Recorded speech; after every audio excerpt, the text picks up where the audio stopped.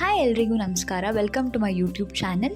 ಇವತ್ತು ಮೆಹಂದಿ ಪೇಸ್ಟ್ ಹೆಂಗೆ ಪ್ರಿಪೇರ್ ಮಾಡೋದು ಅಂತ ನೋಡೋಣ ಬನ್ನಿ.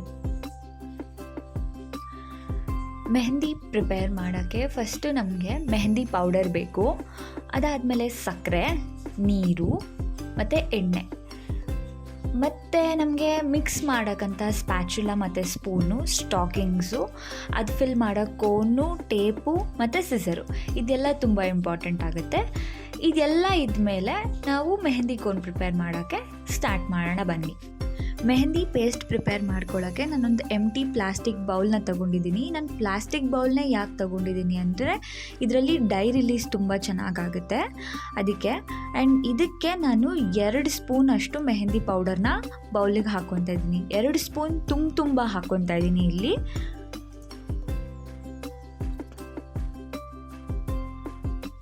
ನೆಕ್ಸ್ಟು ಸಕ್ಕರೆ ಎಷ್ಟು ಹಾಕ್ಕೊಬೇಕಂದ್ರೆ ಅರ್ಧ ಸ್ಪೂನು, 1 ಸ್ಪೂನಲ್ಲಿ ಅರ್ಧದಷ್ಟು ಸಕ್ಕರೆ ತೊಗೊಬೇಕು. ನಾವು ಯಾಕೆ ಸಕ್ಕರೆ ಹಾಕ್ಕೊತೀವಂದರೆ ಮೆಹಂದಿನ ನಮ್ಮ ಕೈ ಮೇಲೆ ಹಾಕ್ಕೊಂಡಾಗ ಅದು ನಮ್ಮ ಕೈಗೆ ಅಂಟ್ಕೋಬೇಕು. ಅದಕ್ಕೋಸ್ಕರ ನಾವು ಸಕ್ಕರೆನ ಇದರಲ್ಲಿ ಬಳಸ್ತೀವಿ. ಸಕ್ಕರೆ ಮತ್ತು ಮೆಹಂದಿ ಪೌಡರು ತುಂಬ ಚೆನ್ನಾಗಿ ಹೊಂದ್ಕೋಬೇಕು. ಅದಕ್ಕೆ ನಾವು ಕ್ಲೀನಾಗಿ ಮಿಕ್ಸ್ ಮಾಡಬೇಕು. ನೆಕ್ಸ್ಟ್ ಇದಕ್ಕೆ ನಾವು ನೀರನ್ನ ಹಾಕ್ಕೊತೀವಿ. ನಾನು ಇದರಲ್ಲಿ ನಿಮಗೆ ಸ್ಪೂನ್ ಅಳತೆಯಲ್ಲಿ ನಿಮಗೆ ನಾನು ತೋರಿಸ್ತೀನಿ ಎಷ್ಟು ನೀರು ಹಾಕ್ಕೊಬೇಕು ಅಂತ. ನಾನೀಗ ಅದರಲ್ಲಿ ಒಂದೊಂದೇ ಸ್ಪೂನ್ ಹಾಕ್ಕೊತೀನಿ. 1, 2, 3, 4, 5 ಮತ್ತು 6 ಸ್ಪೂನ್ನ ನಾವಿದರಲ್ಲಿ ಬಳಸ್ಕೋಬೇಕು. ನಾವು ಯಾವ ಸ್ಪೂನಲ್ಲಿ ಮೆಹಂದಿ ಪುಡಿ ತೊಗೊಂಡಿರ್ತೀವೋ ಅದೇ ಸ್ಪೂನ್ ಅಳತೆಯಲ್ಲಿ 6 ಸ್ಪೂನ್ ನೀರನ್ನ ಇದಕ್ಕೆ ಹಾಕ್ಕೊಂಡು ಮಿಕ್ಸ್ ಮಾಡ್ಕೊಬೇಕು.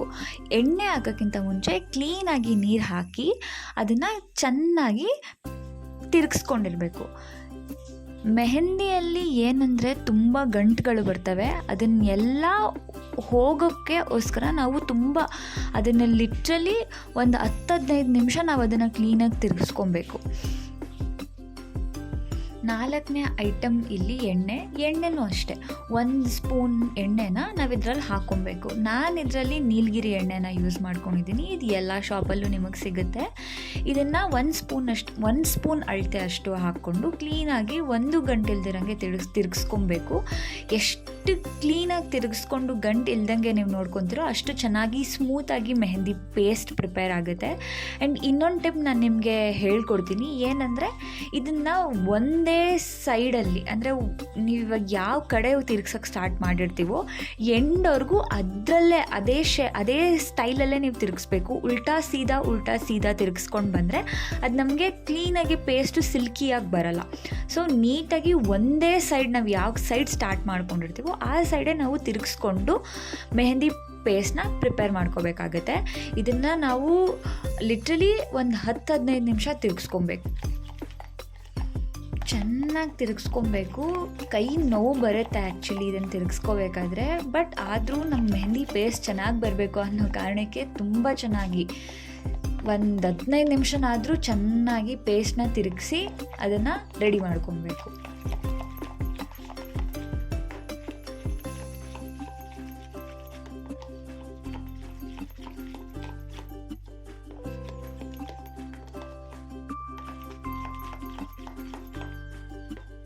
ಆಮೇಲೆ ಲಿಡ್ ಅದು ಮುಚ್ಚಿಬಿಟ್ಟು ನಾವು ಇದನ್ನು 8 ಅವರು ಇಲ್ಲ ಅಂದರೆ ಅಟ್ಲೀಸ್ಟ್ 12 ಅವರ್ ಆದರೂ ನಾವು ಇದನ್ನು ಡೈ ರಿಲೀಸ್ಗೋಸ್ಕರ ಬಿಡಬೇಕು.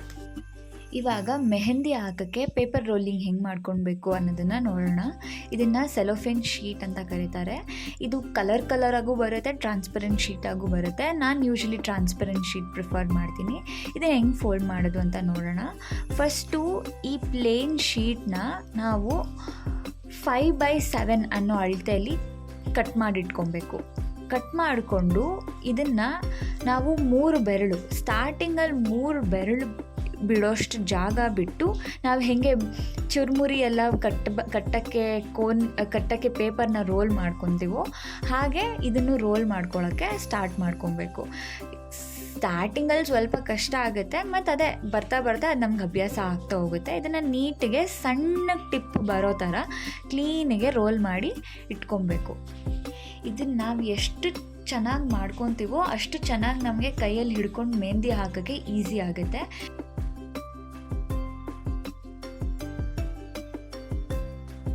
ಇದಾದಮೇಲೆ ಕೆಳಗಡೆ ಬರೋ ತುದಿಗೆ ನಾವೊಂದು ಟೇಪ್ನ,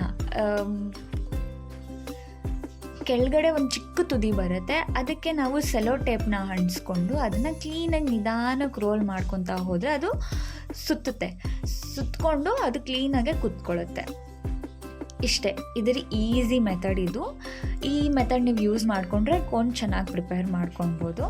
ನೆಕ್ಸ್ಟು ಮೇಲೆಗಡೆ ಒಂದು ಓಪನಿಂಗ್ ಇರುತ್ತೆ, ಅದನ್ನು ನೀವು ಕ್ಲೋಸ್ ಮಾಡ್ಕೊಬೇಕು. ಇಲ್ಲಾಂದರೆ ಮೆಹಂದಿ ಲೀಕ್ ಆಗೋ ಚಾನ್ಸಸ್ ಅಲ್ಲ, ಲೀಕ್ ಆಗೇ ಆಗುತ್ತೆ. ಸೊ ಅಲ್ಲೂ ನೀವು ಆ ತುದಿನ ಹುಡುಕ್ಬಿಟ್ಟು ಅಲ್ಲೊಂದು ಸೆಲೋ ಟೇಪ್ನ ಹಾಕ್ಕೊಬೇಕು. ಹಾಕ್ಕೊಂಡಾಗ ನಿಮಗೆ ಲೀಕೇಜಸ್ ಏನೂ ಬರಲ್ಲ. ನಿಮಗೆ ಯಾವ ಥರ ಕಲರ್ಸ್ ಬೇಕೋ ಆ ಥರ ಸಿಗುತ್ತೆ. ನಾನು ಯೂಶ್ವಲಿ ಟ್ರಾನ್ಸ್ಪರೆಂಟ್ ಕಲರ್ನ ಪ್ರಿಫರ್ ಮಾಡ್ತೀನಿ. ಸೊ ಈ ಥರ ಕೋನ್ಸ್ನ ನೀವು ಪ್ರಿಪೇರ್ ಮಾಡ್ಕೊಬೇಕು. ನಾನು ಇದನ್ನು 8 hours ಡೈ ರಿಲೀಸ್ಗೆ ಬಿಟ್ಬಿಟ್ಟು ಇವಾಗ ಓಪನ್ ಮಾಡಿದ್ದೀನಿ. ನಮಗೆ ಹೆಂಗೆ ಗೊತ್ತಾಗುತ್ತೆ ಅಂದರೆ ಅದು ಡೈ ರಿಲೀಸ್ ಆಗಿದೆ ಅಂತ, ಮೇಲೆ ಒಂದು ಕಲರ್ ಇರುತ್ತೆ ಆ್ಯಂಡ್ ಒಳಗಡೆ ಒಂದು ಕಲರ್ ಇರುತ್ತೆ. ನೀವು ನೋಡ್ತಾ ಇರ್ಬೋದು, ನಾನು ಕ್ಲೀನಾಗಿ ಅದನ್ನು ತೆಗಿಬೇಕಾದ್ರೆ ನಿಮಗೆ ಗೊತ್ತಾಗುತ್ತೆ ಒಳಗಡೆ ಒಂದು ಕಲರ್ ಇದೆ, ಮೇಲೆ ಒಂದು ಕಲರ್ ಇದೆ ಅಂತ. ಇದರಿಂದ ನಮಗೆ ಗೊತ್ತಾಗುತ್ತೆ ಮೆಹಂದಿ ಅದ್ರ ಕಲರ್ನ ಬಿಟ್ಕೊಂಡಿದೆ ಅಂತ. ಸೊ ಹಿಂಗೆ 8 hours ನಾವು ಬಿಡೋದ್ರಿಂದ ಅದು ಕ್ಲೀನಾಗಿ ಅದ್ರದ್ದು ಕಲರ್ನ ಆಚೆ ಬಿಟ್ಟಿರುತ್ತೆ. ಆವಾಗ ನಾವು ಕ್ಲೀನಾಗಿ ಮಿಕ್ಸ್ ಮಾಡ್ಕೊಬೇಕು, ಚೆನ್ನಾಗಿ ಗಂಟು ಇಲ್ದಿರಂಗೆ ಚೆನ್ನಾಗಿ ಮಿಕ್ಸ್ ಮಾಡ್ಕೊಬೇಕು. ಒಂದು ಗಂಟು ಇಲ್ದಿರಂಗೆ 10-15 ನಿಮಿಷ ಕ್ಲೀನಾಗಿ ಮಿಕ್ಸ್ ಮಾಡಿಕೊಂಡ್ರೆ ಎಲ್ಲ ಗಂಟುಗಳು ಹೋಗಿ ತುಂಬ ಚೆನ್ನಾಗಿ ಪೇಸ್ಟ್ ಪ್ರಿಪೇರ್ ಆಗಿರುತ್ತೆ. ಆ್ಯಂಡ್ ಆವಾಗಲೇ ಹೇಳ್ದಂಗೆ ಒಂದೇ ಕಡೆನೇ ನಾವು ತಿರುಗಿಸ್ಕೊಬೇಕು. ಒಂದು ಸತಿ ಲೆಫ್ಟು ಒಂದು ಸತಿ ರೈಟ್ ಅನ್ನೋ ಥರ ತಿರುಗಿಸ್ಬಾರ್ದು. ನಾವು ಒಂದು ಸತಿ ರೈಟ್ ಕಡೆಗೆ ಸ್ಟಾರ್ಟ್ ಮಾಡಿಕೊಂಡ್ರೆ ರೈಟಲ್ಲೇ ತಿರುಗಿಸ್ತಾ ಬರಬೇಕು. ಆವಾಗ ಕ್ಲೀನಾಗಿ ಸಿಲ್ಕಿಯಾಗಿ ಕೋನ್ ಚೆನ್ನಾಗಿ ಆಗಿರುತ್ತೆ.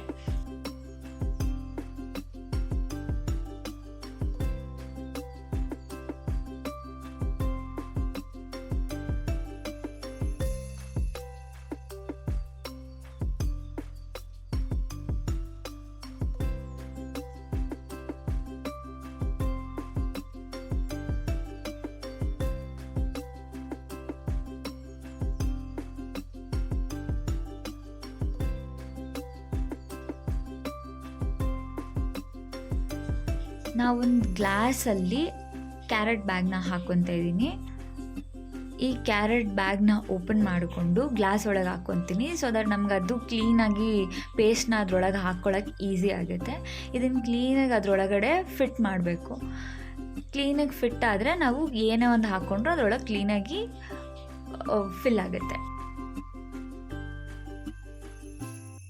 ನೆಕ್ಸ್ಟು ಇದನ್ನು ಸ್ಟಾಕಿಂಗ್ಸ್ ಅಂತ ಕರೀತಾರೆ. ಇದನ್ನು ನಾವು ಯಾಕೆ ಯೂಸ್ ಮಾಡ್ತೇವೆ ಅಂತಂದರೆ, ನಾವು ಎಷ್ಟೇ ಮಿಕ್ಸ್ ಮಾಡಿದರೂ ಕೆಲವೊಂದು ಸತಿ ಗಂಟುಗಳು ಹಾಗೆ ಇರುತ್ತೆ, ಕ್ಲೀನಾಗೆ ಒಡೆದೋಗಿರಲ್ಲ, ಅಂದರೆ ಕ್ಲೀನಾಗಿ ಅದು ಮಿಕ್ಸ್ ಆಗಿರಲ್ಲ. ಸೊ ನಾವು ಇದರಲ್ಲಿ ಫಿಲ್ಟ್ರ್ ಮಾಡಿದಾಗ, ಇದು ಸೆಕೆಂಡ್ ಟೈಮ್ ಫಿಲ್ಟರ್ ಅಂತಲೂ ಹೇಳ್ಬೋದು. ಸೊ ಇದನ್ನು ನಾವು ಸೆಕೆಂಡ್ ಟೈಮ್ ಫಿಲ್ಟ್ರ್ ಮಾಡಿದಾಗ ಚಿಕ್ಕ ಚಿಕ್ಕ ಗಂಟುಗಳು ಅದರೊಳಗಡೆ ಏನೇ ಇದ್ದರೂ ಎಲ್ಲನೂ ಒಡೆದೋಗಿ ಕ್ಲೀನ್ ಫೈನ್ ಪೇಸ್ಟ್ ಆಗಿ ರೆಡಿ ಆಗುತ್ತೆ. ಸೊ ನಾವು ಅದಕ್ಕೆ ಈ ಮೆಥಡ್ನ ಯೂಸ್ ಮಾಡ್ತೀವಿ. ಈಗ ನಾವು ಏನು ಪೇಸ್ಟ್ನ ರೆಡಿ ಮಾಡ್ಕೊಂಡಿದ್ದೀವೋ ಅದನ್ನು ಈ ಸ್ಟಾಕಿಂಗ್ಸ್ ಒಳಗಡೆ ಫುಲ್ ತುಂಬಿಸ್ಕೊಂಡು ಕ್ಲೀನಾಗಿ ಎಲ್ಲನೂ ಕ್ಲೀನಾಗಿ ತುಂಬಿಸ್ಕೊಂಡು ಅದನ್ನು ಸೆಟ್ ಮಾಡ್ಕೊಬೇಕು.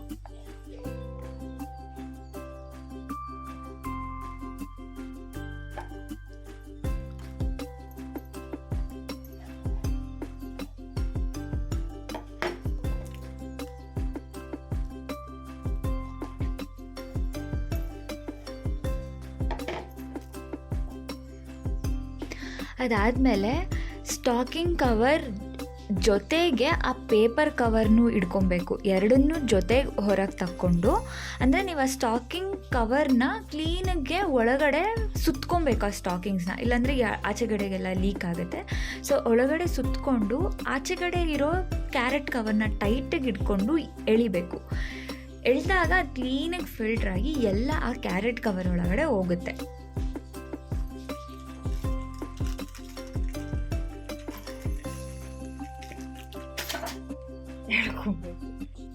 ನೋಡಿ ಕ್ಲೀನಾಗಿ ಎಲ್ಲ ಅದರಿಂದ ಹೊರಗೆ ಬಂದಿದೆ. ಅದನ್ನು ಸೈಡಿಗೆ ಇಟ್ಕೊಂಡು ನೆಕ್ಸ್ಟು ಇದನ್ನು ನಾವು ಕ್ಲೀನಾಗಿ ಎಲ್ಲ ಒಂದು ಕಡೆ ತಗೊಂಡು ಗಂಟು ಹಾಕಿ ಇಟ್ಕೊಬೇಕು.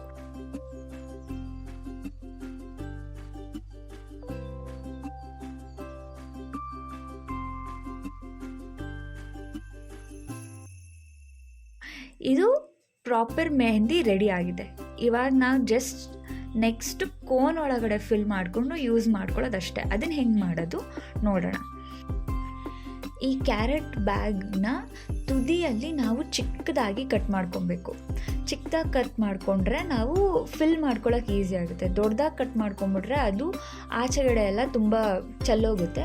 ಸೊ ಚಿಕ್ಕದಾಗಿ ಕಟ್ ಮಾಡಿಕೊಂಡು ನಾವು ಏನು ಕೋನ್ ಪ್ರಿಪೇರ್ ಮಾಡ್ಕೊಂಡಿರ್ತೀವಿ ಪೇಪರ್ ಶೀಟ್ಸಿಂದ ಅದರೊಳಗಡೆ ಫಿಲ್ ಮಾಡಿಕೊಂಡು ತುಂಬ ನಮ್ಮ ತುದಿವರೆಗೂ ಫಿಲ್ ಮಾಡಿಕೊಂಡು ಅದನ್ನು ರೆಡಿ ಮಾಡ್ಕೊಬೇಕು. ಅದ್ರ ತುಂಬ ಫಿಲ್ ಮಾಡ್ಕೊಬೇಕು. ನೋಡಿ ಈಗ ಅದು ಫುಲ್ ಫಿಲ್ ಮಾಡಿದ್ಮೇಲೆ ನಾವು ಆ ಮೇಲಿರೋ ತುದಿಯನ್ನು ಇಟ್ಕೊಂಡು ಮೇಲಿಂದ ಒಂದು ಫೋಲ್ಡ್ ಮಾಡಿ 2 ಫೋಲ್ಡ್ ಮಾಡ್ಕೊಬೇಕು. ಆಮೇಲೆ ರೈಟ್ ಸೈಡಿಂದ ಲೆಫ್ಟ್ ಸೈಡಿಂದ ಒಂದು ಫೋಲ್ಡ್ ಮಾಡಿ ಟೈಟಿಗೆ ಸ್ಟಿಫಾಗಿ ಕುತ್ಕೊಳ್ಳೋ ಥರ ನಾವು ಅದನ್ನು ಲಾಕ್ ಮಾಡ್ಕೊಬೇಕು. ಆವಾಗ ನಮಗೆ ಟೈಟಾಗಿ ಒಂದು ಕೋನ್ ಮೆಹಂದಿ ಸಿಕ್ಕಿದಾಗ ನಾವು ಹಾಕೋಕ್ಕೆ ಚೆನ್ನಾಗಿ ಅನಿಸುತ್ತೆ. ಇವಾಗ ಅದನ್ನು ಕ್ಲೀನಾಗಿ ಕ್ಲೋಸ್ ಆದಮೇಲೆ ನಾವು ಸೆಲೋ ಟೇಪ್ನ ಯೂಸ್ ಮಾಡ್ಕೊಂಡು ಅದನ್ನು ಕ್ಲೀನಾಗಿ ಲಾಕ್ ಮಾಡ್ಕೊಬೇಕು. ಅದು ಯಾವುದೂ ಹೊರಗಡೆ ಬರ್ದಿರೋ ಥರ ನಾವು ಅದನ್ನು ಲಾಕ್ ಮಾಡಿಕೊಂಡ್ರೆ ಹೊರಗಡೆಯಿಂದ ಪೇಸ್ಟ್ ಆಚೆ ಬಂದು ನಮ್ಮ ಕೈಗೆಲ್ಲ ಅಂಟಲ್ಲ. ಸೊ ಇದನ್ನು ನಾವು ಇನ್ನೊಂದು ಟೇಪ್ ಯೂಸ್ ಮಾಡಿಕೊಂಡು ಕೆಳಗಡೆನೂ ಒಂದು ಹಾಕ್ಕೊಂಡ್ರೆ ಕ್ಲೀನಾಗಿ ಅದು ಫಿಟ್ಟಾಗಿ ಕೋನ್ ರೆಡಿ ಆಗುತ್ತೆ. ಸೊ ಇಷ್ಟೇ ಕೋನ್ ಮಾಡ್ಕೊಳ್ಳೋದು. 2 ಟೇಪ್ 2 ಸೆಲೋ ಟೇಪ್ ಸಾಕು. ಹಾಕ್ಕೊಂಡು ಕೋನ್ ರೆಡಿ ಮಾಡ್ಕೊಳ್ಳೋದು. ಇನ್ನು ಮಿಕ್ಕಿರೋ ಪೇಸ್ಟ್ನ ಯೂಸ್ ಮಾಡಿಕೊಂಡು ನಾನು ಬೇರೆ ಕೋನ್ಸ್ನು ಫಿಲ್ ಮಾಡಿಕೊಂಡೆ. ಈ ಒಂದು 2 ಸ್ಪೂನ್ಸ್ ಮೆಹಂದಿಯಿಂದ ನಮಗೆ 5 ಕೋನ್ ಮೆಹಂದಿ ಆಗುತ್ತೆ. ನಾನು ನಿಮಗೆ ಒಂದೇ ಒಂದು ಕೋನ್ ಮಾಡೋದು ಹೆಂಗಂತ ತೋರಿಸ್ಕೊಟ್ಟಿದ್ದೀನಿ. ನೀವು ಈ ಮಿಕ್ಕಿದ್ದನ್ನೆಲ್ಲನೂ ಹಾಗೆ ಅದೇ ರೀತಿಯಲ್ಲೇ ಕೋನ್ ಮಾಡಿಕೊಂಡು ಫಿಲ್ ಮಾಡಿ ನೀವು ಯೂಸ್ ಮಾಡ್ಕೊಬೋದು. Thank you for watching. ಇದೇ ರೀತಿ ವೀಡಿಯೋಸ್ಗಳಿಗೋಸ್ಕರ ಸಬ್ಸ್ಕ್ರೈಬ್ ಮಾಡ್ಕೊಳ್ಳಿ. Thank you.